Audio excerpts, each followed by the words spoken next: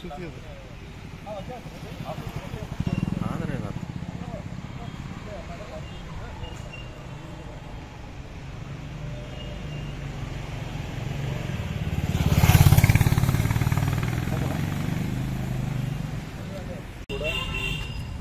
ಮನವಿಯನ್ನು ಕೊಟ್ಟಿಗೆ ಬರ್ತಾ ಇದ್ದಾರೆ ಅಂತ ಪೊಲೀಸರ ಮುಖಾಂತರ ನಮಗೆ ಗೊತ್ತಾಯಿತು.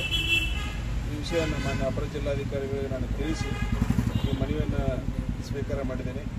ನಮ್ಮ ಮನವಿಯನ್ನು ಸನ್ಮಾನ್ಯ ಗಣತಿವೇತ ರಾಷ್ಟ್ರಪತಿಗಳಿಗೆ ಹಾಗೂ ಮಹಿಳಾ ಸಮಿತಿಯವರಿಗೆ, ಮಹಿಳಾ ಆಯೋಗಕ್ಕೆ ಈ ಮನವಿಯನ್ನು ಕಳಿಸಿ ತಮಗೂ ಕೂಡ ಒಂದು ಪ್ರತಿಯನ್ನು ವ್ಯವಸ್ಥೆ ಮಾಡ್ತೀವಿ.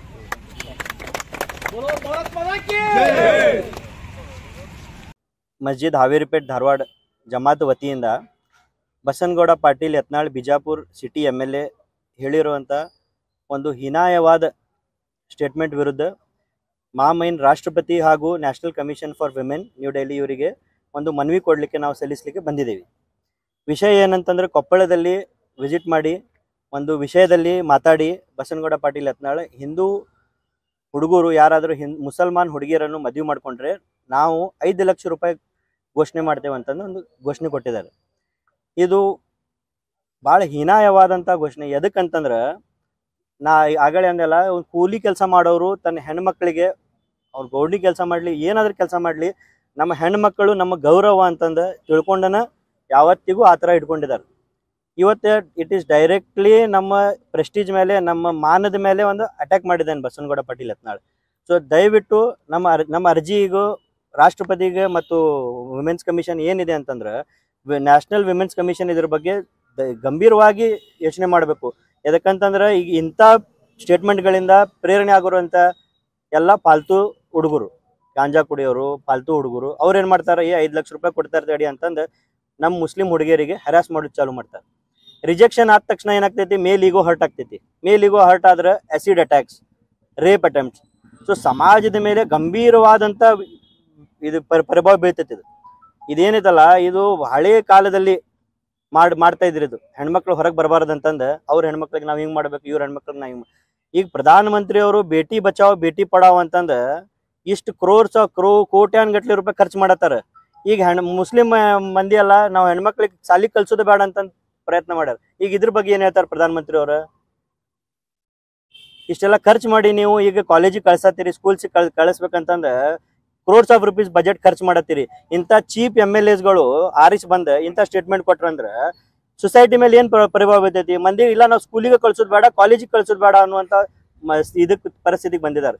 ಸೊ ದಯವಿಟ್ಟು state government, especially Congress government ಇಂದ ನಮ್ಮ ಮನವಿ ಏನೈತೆ ಅಂತಂದ್ರೆ, ನೀವು ಸೋ ಮೋಟೋ ಕಾಗ್ನಿಸಿಬಲ್ ಅಫೆನ್ಸ್ ನೀವು ಸೋ ಮೋಟೋ ಇಮಿಡಿಯೇಟ್ಲಿ ಮಾಡ್ಬೇಕಾಗಿತ್ತದ.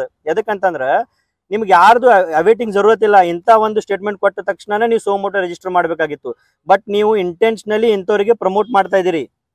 ಕಾಂಗ್ರೆಸ್ ಪಕ್ಷ ಬೇಕಂತಾನೆ ಕಮ್ಯುನಲಿ ಇನ್ಸ್ಟಿಗೇಟಿಂಗ್ ಲೀಡರ್ಸಿಗೆ ಪ್ರಮೋಟ್ ಮಾಡ್ತೈತಿ. ರೀಸನ್ ಏನಂತಂದ್ರೆ, ಅವ್ರು ಇಂಥ ಸ್ಟೇಟ್ಮೆಂಟ್ ಸಮಾಜದಲ್ಲಿ ಕೊಡ್ತಾ ಇರಬೇಕು, ಮುಸಲ್ಮಾನರು ನಮ್ಮ ಕೈ ಹಿಡ್ಕೊಂಡು ನಿಂದಿರ್ಬೇಕು.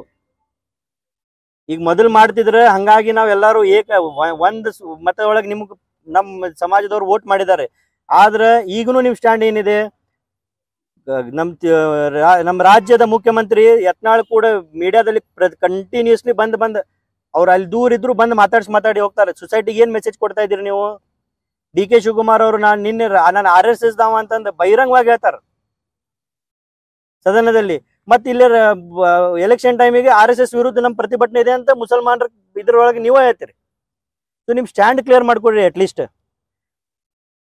ಸೊ ಮುಂದಿನ ಕ್ರಮ ಅಂದ್ರೆ ಸರ್, ನಾವು ನ್ಯಾಷನಲ್ ವಿಮೆನ್ಸ್ ಕಮಿಷನ್ಗೆ ಹೇಳಿದ್ದೀವಿ. ಅದೇ ತರ ಒಂದು FIR ಫೈಲ್ ಮಾಡ್ಬೇಕಂತ ನಾವು ಇದು ಮಾಡಿದ್ದೀವಿ. ಈ ತರ ಇದು ಏನಾಗ್ಲಿಲ್ಲ ಅಂತಂದ್ರೆ ನಾವು ಕಂಟಿನ್ಯೂಸ್ಲಿ ಸರ್ ಇದಕ್ಕೆ ಫಾಲೋ ಅಪ್ ಮಾಡಿ ನಾವು ಧರಣಿ ಮಾಡ್ಬೇಕಂತ ನಮ್ಮ ಅಭಿಪ್ರಾಯ ಇದೆ. ನನ್ನ ಹೆಸರು ಮೊಯಿನ್ ಬಿಡಿವಾಲಿ ಅಂತೇಳಿ. ಕರ್ನಾಟಕ ಸರ್ಕಾರ ರಾಜ್ಯದ BJP MLA ಯತ್ನಾಳ್ ಅವರು ಮುಸ್ಲಿಂ ಹೆಣ್ಮಕ್ಕಳನ್ನು ಮದುವೆ ಆದರೆ 5 ಲಕ್ಷ ರೂಪಾಯಿ ಕೊಡ್ತೇನೆ ಅಂತ ಹೇಳಿ ಖಡಾಖಂಡಿತವಾಗಿ ಕೊಪ್ಪಳದಲ್ಲಿ ಹೋದಂಥ ಸ್ವಾತಂತ್ರ್ಯ ಹೇಳುವಾಗ ಅಲ್ಲೇ ಹೋಗಿ ಅವರಿಗೆ ಒಂದು ಇದು ಮಾಡೋದು ಬಿಟ್ಟು ಅಲ್ಲೇ ಹೋಗಿ ಉಚ್ಛೇದನ ಮಾಡಿ ಮತ್ತಷ್ಟು ಪುಟಣಿಗೆ ಕೊಟ್ಟು 5 ಲಕ್ಷ ಕೊಡ್ತೀವಿ ಅಂತ ಹೇಳಿ ಇಲ್ಲ ಸಲ್ಲದ ಇದನ್ನು ಹೇಳಿ ಭಾಷಣ ಕೊಟ್ಟು ತಮ್ಮ ಓಟಿನ ಆಗಿಸಿಗಾಗಿ ತಮ್ಮ ಒಂದು ಹಿಂದುತ್ವದ ಒಂದು ಅಜೆಂಡಾವನ್ನು ತೋರಿಸಲು ಹೋಗಲಿ ಜನರನ್ನು ಒಂದು ಇದಕ್ಕೆ ಮಾಡಿದ್ದಾರೆ. ಅದಕ್ಕಾಗಿ ದಯವಿಟ್ಟು ನಾವು ಖಂಡಿಸ್ತೇವೆ. ಅವರು ಆದಷ್ಟು ಬೇಗ ಮಾತನ್ನು 5 ಲಕ್ಷ ಕೊಡ್ತೀನಿ ಹಿಂದೆ ತಗೋಬೇಕು. ಮತ್ತು ಆ ಸತ್ತ ಮಗು ಹುಡುಗನಿಗೆ ಏನು ಕೊಟ್ಟಿದ್ದಾರೆ ಅವರು? ಒಂದು 50 ರೂಪಾಯಿ ಆದರೂ ಕೊಟ್ಟಾರ, 1 ಲಕ್ಷ ರೂಪಾಯಿ ಕೊಟ್ಟಾರ, ಏನು ಕೊಟ್ಟಾರ? ನಾವು ಬರೀ ಹಂಗ ಭಾಷಣ ಮಾಡಿ ಹೋಗ್ಬಿಟ್ರು. ಅದರಿಂದ ಇಂಥವೆಲ್ಲ ಭಾಷಣ ಕೊಟ್ಟು ನಮ್ಮ ಕರ್ನಾಟಕ ರಾಜ್ಯವನ್ನು ಸರ್ಕಾರಕ್ಕೆ ಒಂದು ದಿಬ್ಬಾಳಿಕೆಯನ್ನು ಕೊಡುವುದನ್ನು ಬಿಟ್ಟು ಒಂದು ನಮ್ಮ ರಾಜಕೀಯ ಬೇಳೆಯನ್ನು ಬೆಳೆಸ್ಕೊಳ್ಳಲು ಬೇರೆ ಕಡೆ ಬಾಳಿಸಲಿ, ಅದ ಇಂಥ ಹಿಂದೂ ಮುಸ್ಲಿಂ ಅಂತ ಹೇಳಿ ಒಂದು ಇದು ಮಾಡೋದು ಬೇಕಾಗಿಲ್ಲ. ಖಡಾಖಂಡಿತವಾಗಿ ನಾವು ಇದು ಮಾಡ್ತೀವಿ, ಖಂಡಿಸ್ತೇವೆ.